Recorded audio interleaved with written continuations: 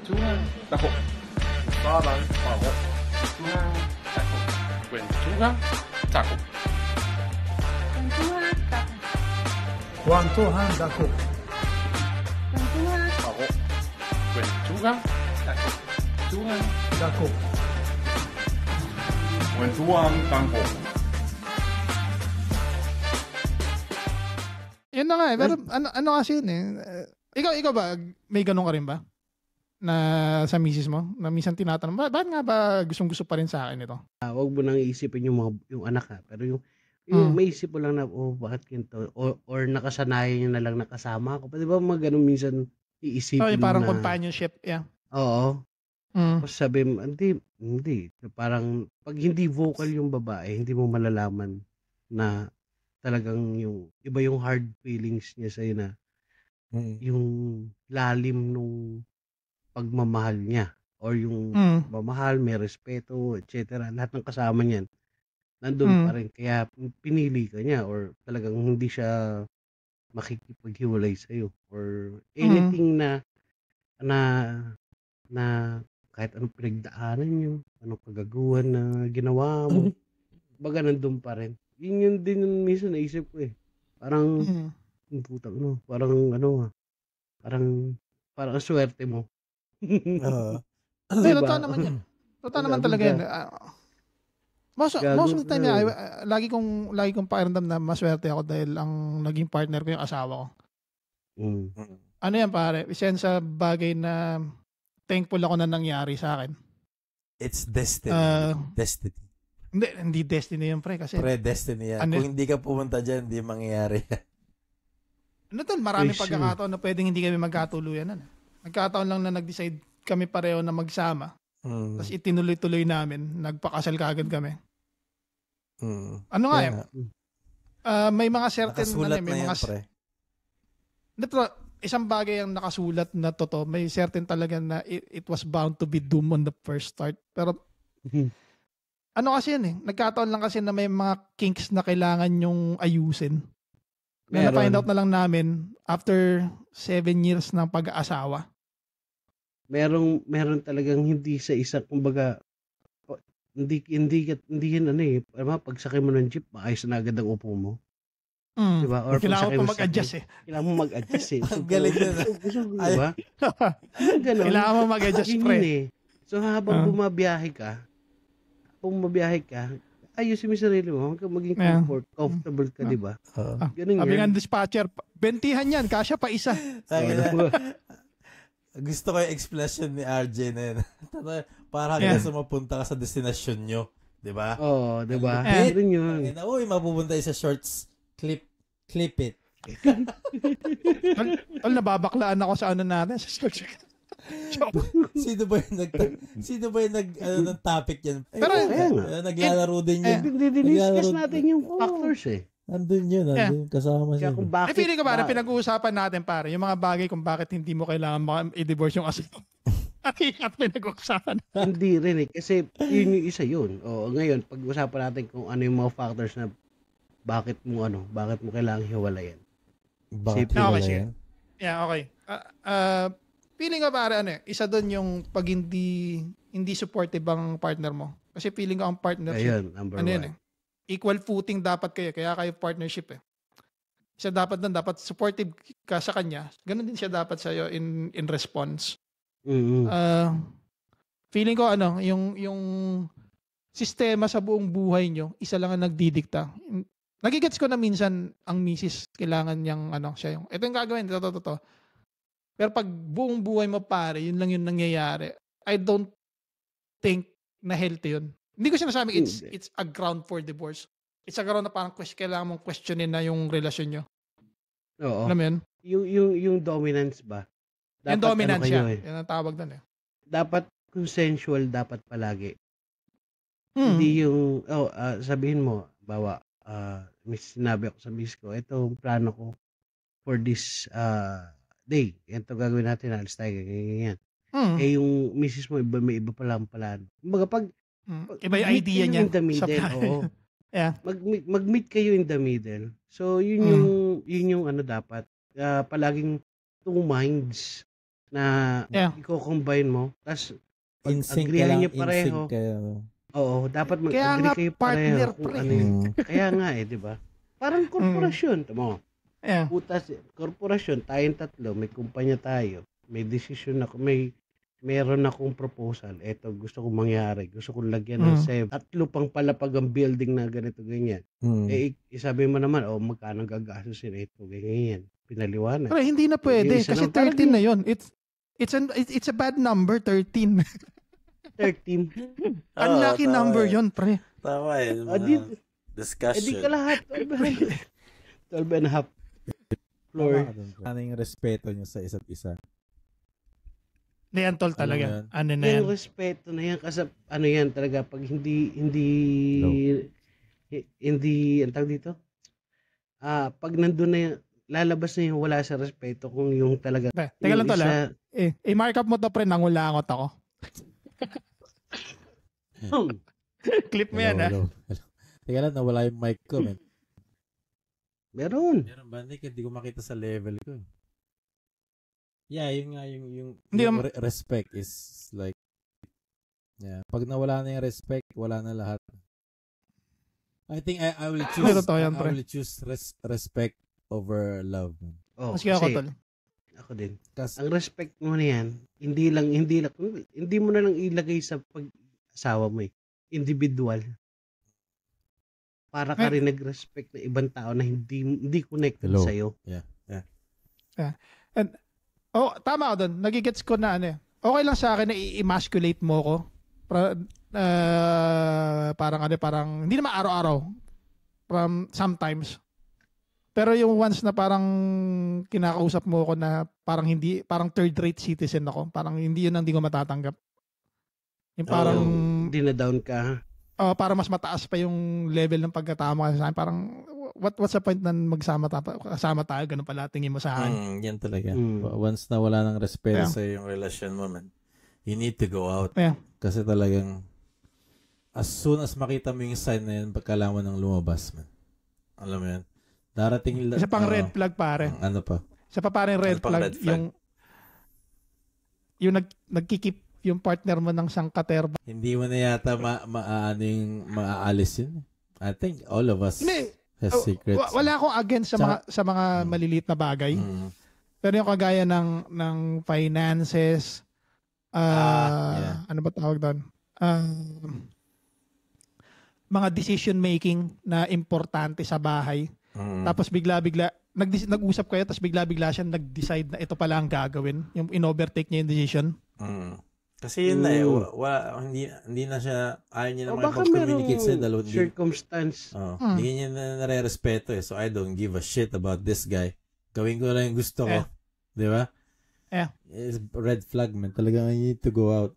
Feeling ko rin para importante hindi, din pare. Hindi na may to talk out yun. Pero siguro, depende siguro kung gaano kalalim yung mga bagay-bagay na ganun bagay. Sabagay kasi respect, mahirap i-earn ng respect. Oo. Love fades. Yan, hindi yan. Yung love nag-fade eh.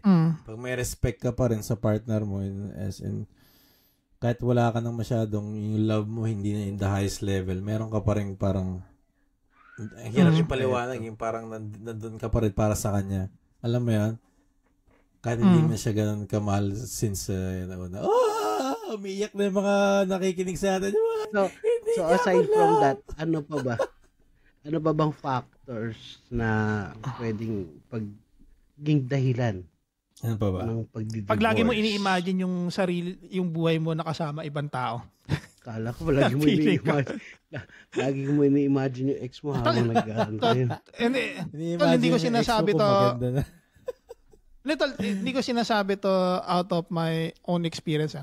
Narinig ko lang to sa isang pod one time. Huwag mo na-i-plug yung podcast nila. Pero maganda kasi sila meron silang polyamorous understanding ng partner niya. Lalim mo. Hindi ko, parang tunog Almoranas yun. Ano yun? Tol, ibig sabihin, may karapatan kang umiyot ng ibang tao. Yun lang yun. Pwede kang kumuha ng maraming partner as much as you can. Pero tayong dalawa, tayo yung legal na magpartner. Polyamory ang tawag doon. Tangina, lupit na, no? Alexa, what is polyamory?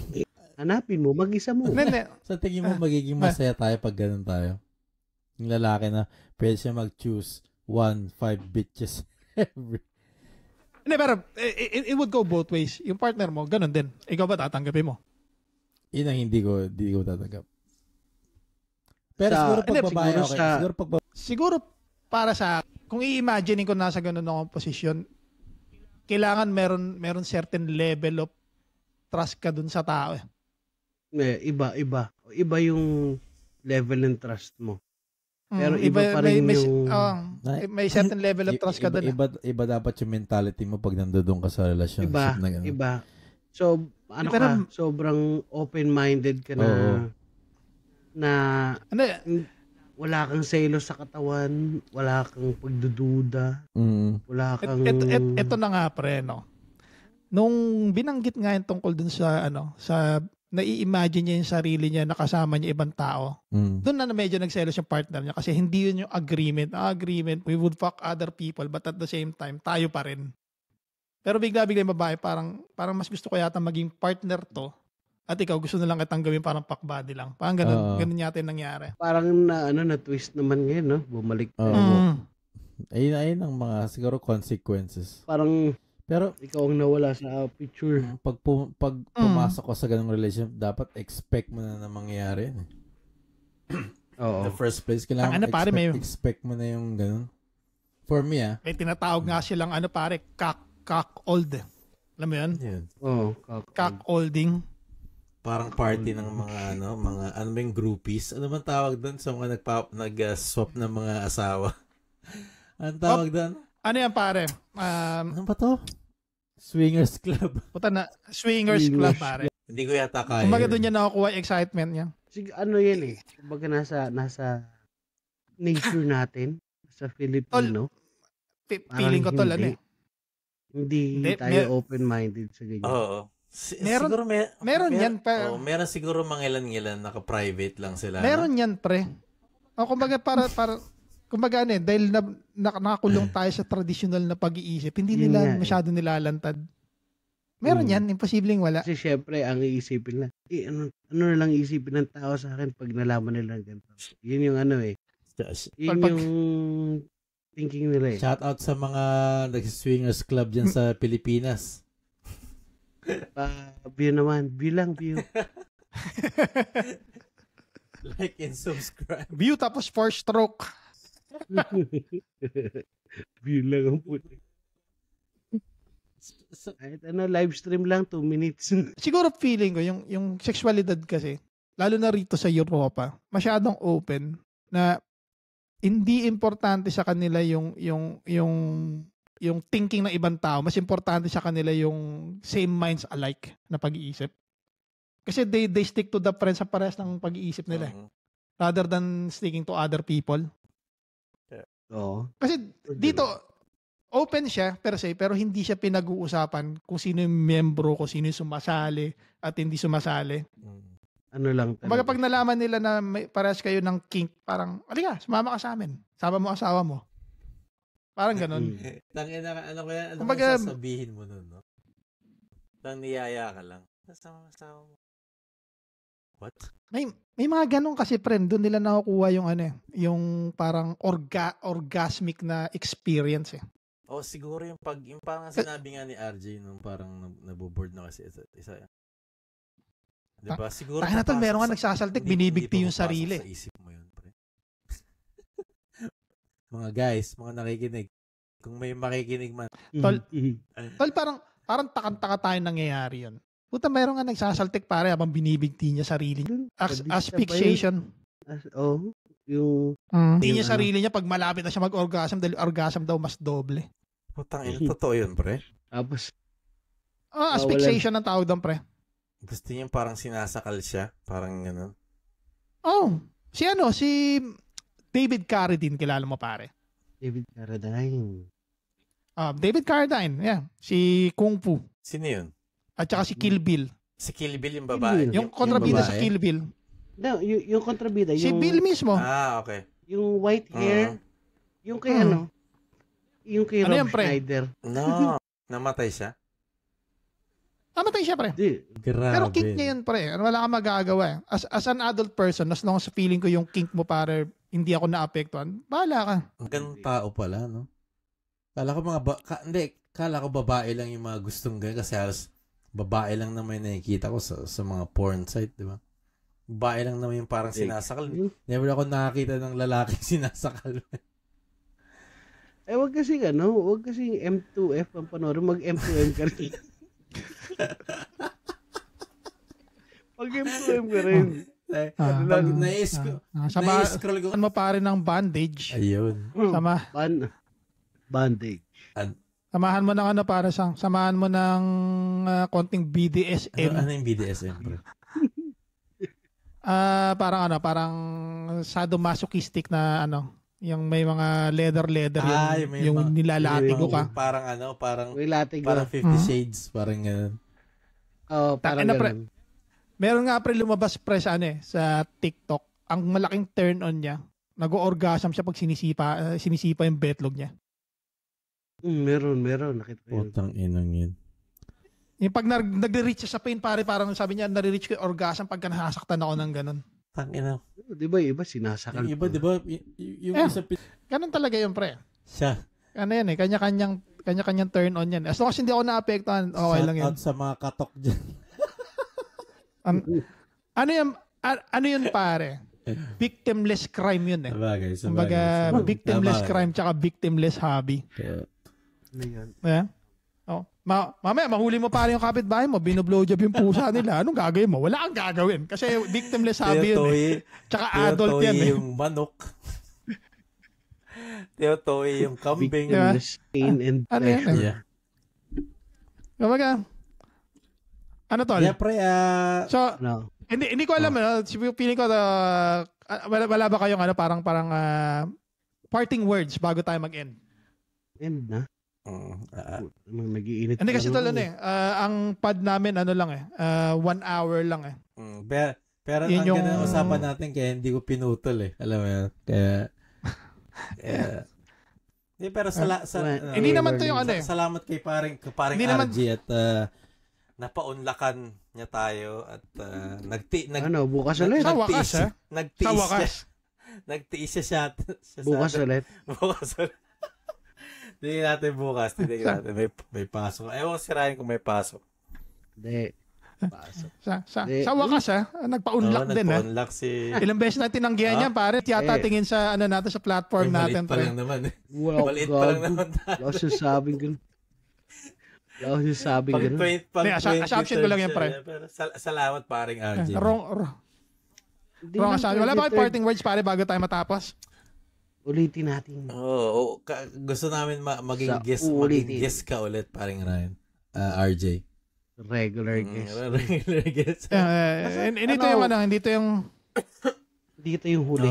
Ikaw, Panjik, anong last parting words bago tayo mag-close ng another interesting episode ng Kwentuhan Dako. Kwentuhan Dako podcast. Sabi, akala mo usapan.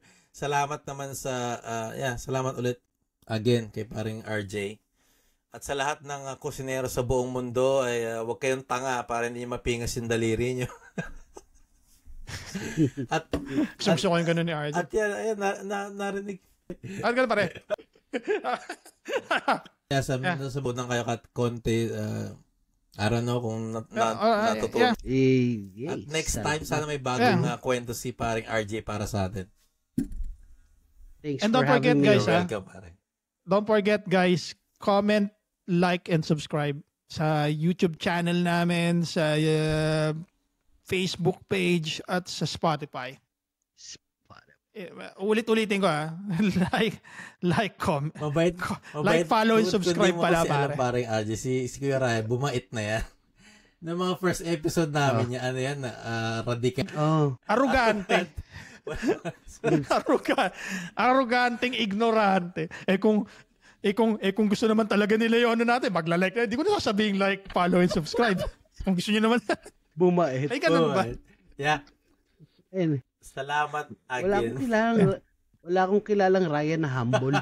Yeah. Siyempre. Salamat ulit guys sa pakikinig sa isa na namang episode namin and hope to see you again on another pod. Peace out, yo. Salamat, paring RJ. Salamat, Jay. Thank you very much. kwentuhan, dako. Usapan, pako. Kwentuhan, dako. Kwentuhan, tako. Kwentuhan dako. Kwentuhan, Pako. Kwentuhan, dako. Kwentuhan, Dako. kwentuhan, dako.